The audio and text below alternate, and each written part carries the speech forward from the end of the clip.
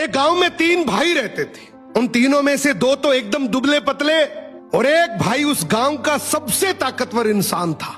एक दिन उसी गांव के कुएं में एक आदमखोर शेर गिर गया। अब गांव वाले सभी आपस में बात करने लगे कि शेर को बाहर कैसे निकाले, क्योंकि शेर जिंदा था और उसे जिंदा ही बाहर निकालना था।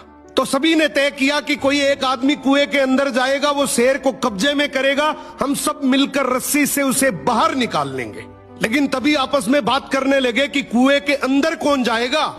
सबसे पूछा मगर किसी ने हाँ नहीं करी।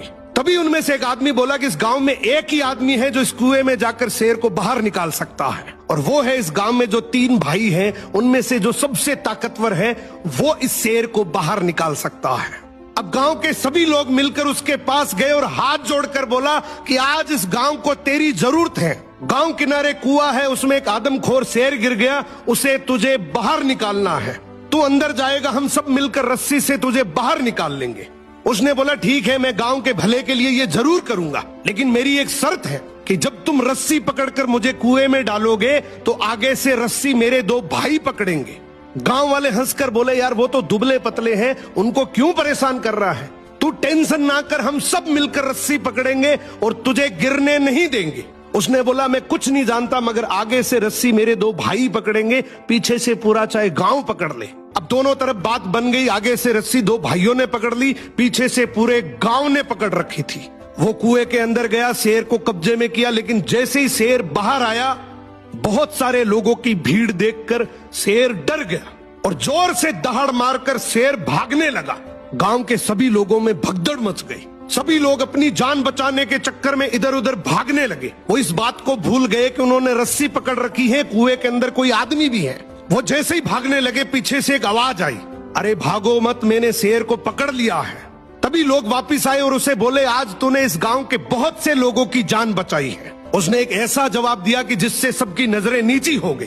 बोला तभी मैंने कहा था कि आगे से रस्सी मेरे 2 भाई पकड़ेंगे, क्योंकि मुझे पता था कि जैसे ही मेरा विपरीत समय आएगा लोग भाग जाएंगे, लेकिन रस्सी मेरे भाइयों के हाथ में थी। मुझे पूरा यकीन था कि जान जा सकती है मगर रस्सी नहीं छूटेगी। इसीलिए कहते हैं कि आपके भाई के साथ आपका चाहे रिश्ता कैसा भी हो, मगर उसकी जगह इस दुनिया में कोई नहीं ले सकता। सो भाई के भरोसे से बड़ा इस दुनिया में और कोई भरोसा नहीं है।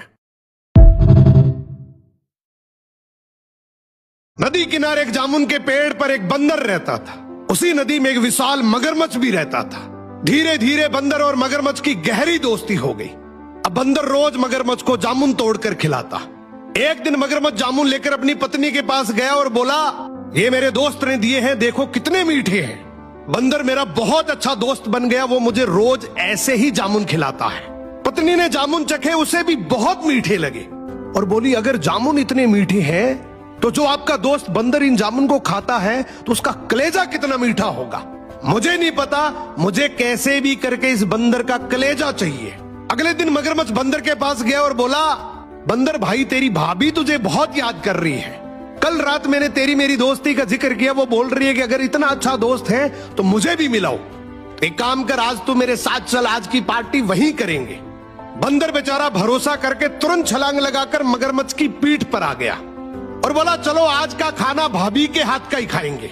अब बीच समुद्र मगरमच्छ ने अपनी सच्चाई उगल दी और बोला बंदर भाई बात असल ये है कि तेरी भाभी तेरा कलेजा खाना चाहती है, इसीलिए मैं तेरे को लेकर जा रहा हूं। बंदर डर गया लेकिन घबराया नहीं।